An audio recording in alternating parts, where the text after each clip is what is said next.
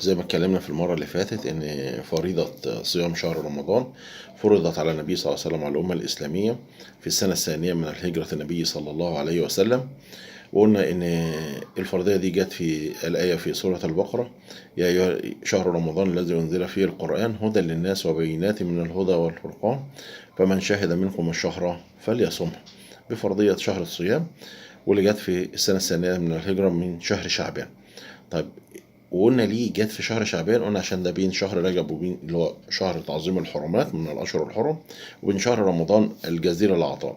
في ملحوظة تانية كمان بسببها جه فرضية صيام رمضان في شهر شعبان، ودي يمكن ما كانتش موجودة قوي أيام الصحابة وأيام النبي صلى الله عليه وسلم، لكن موجودة دلوقتي في أيامنا أفضل وأشد حاجة في هذه الأيام، ألا وهي إن في باب دلوقتي في الفقه وباب في التشريع الإسلامي اسمه فقه الصيام.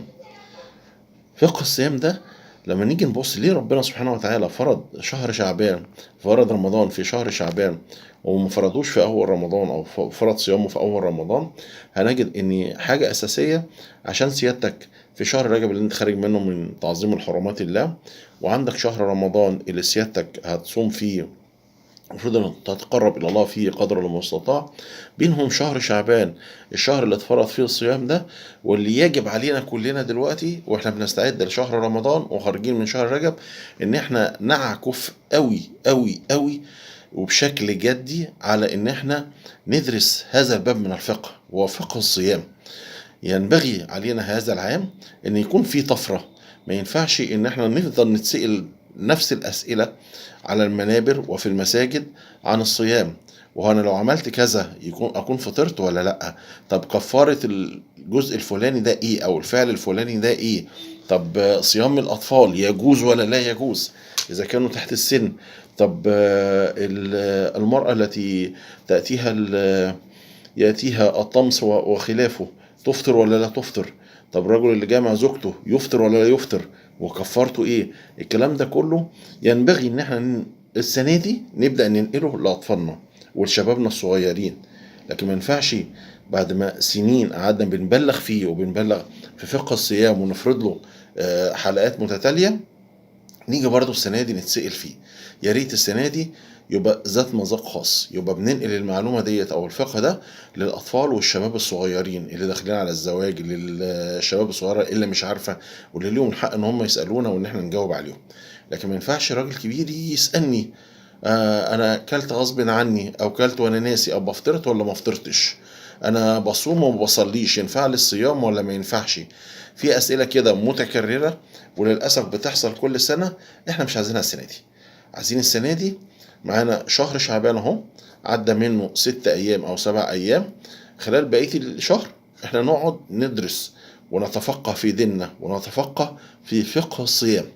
نعرف إن الصيام عندنا في الإسلام نوعين: صيام فريضة وصيام نافلة أو سنة عن النبي صلى الله عليه وسلم، وإن في أحكام مشتركة بالاتنين وفي أحكام بتختلف في صيام السنة عن صيام الفرض. نعرف إن كل واحد من دول ليه أركانه وليه مكروهاته، نعرف إيه المكروه في الصيام وإيه المحرم في الصيام، إيه اللي ينفع أعمله ويكون مستحب وإيه اللي لأ لازم أبعد عنه.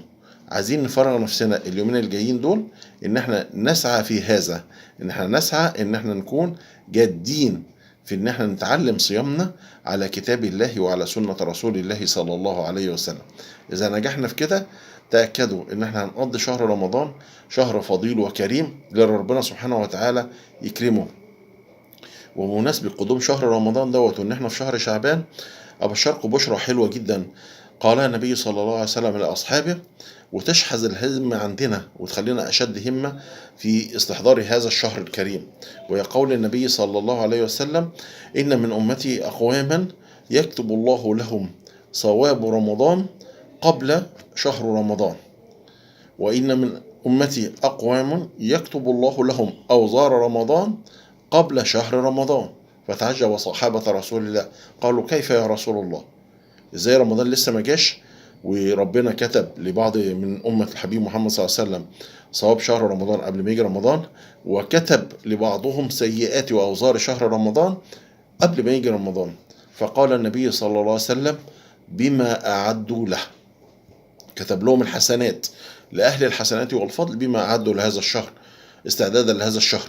عشان كده بنقول احنا هنستعد بقى لهذا الشهر. اولا بان انت تنوي من النهارده: يا رب والله لو احييتني وقدرتني ان شاء الله على صيام هذا الشهر، باذنك انت يا رب اكون ممتثلين لكتاب الله ولسنه رسول الله، وهصوم هذا الشهر كما ورد في كتاب الله وسنه رسول الله. ويا رب لو توفتني فيا رب اجرني عليها بالنية يا رب العالمين. وخاصة ان احنا زي ما قلنا قبل كده يوميا بنودع واحد او اتنين من احبابنا، احبتي واحبة رسول الله، فكلنا ما نضمنش مين فينا هيصل لشهر رمضان ومين فينا اللي لن يسعده حظه بأن يكون معنا في هذا الشهر الكريم أو نكون معه في هذا الشهر الكريم. نسأل الله سبحانه وتعالى أن يتقبل منا يا رب العالمين. كذلك نبعد بقى عن إعداد السيئات. رمضان احنا ما بنستعدش ليه، وده اللي احنا اتعلمناه من فقه الصيام. عشان كده بقول لكم اقروا كويس جدا في فقه الصيام. رمضان ليس شهر ربنا بيعذبنا فيه بالصيام، ولا هو شهر بنعوض فيه بكثرة الطعام، ولا هو شهر عادات ان انا مادام اخويا عزمني، مادام والدي عزمني يبقى لازم اعزمه. لا، دي عادات. لكن احنا شهر فضل وكرم. انت لما بتعزم حد او بتتعزم عند حد هو لافطار صائم، عشان تاخد اجر افطار صائم، مش عشان هو عزمك وانت عزمته كده بقيت عاده مش عباده وما بقاش ليها اجر. فلا، حولها لاجر. حبيبي وحبيب رسول الله، اخوك عزمك ما عزمكش، لا انت هتعزمه عشان تاخد افطار صائم، عشان تصل رحمك.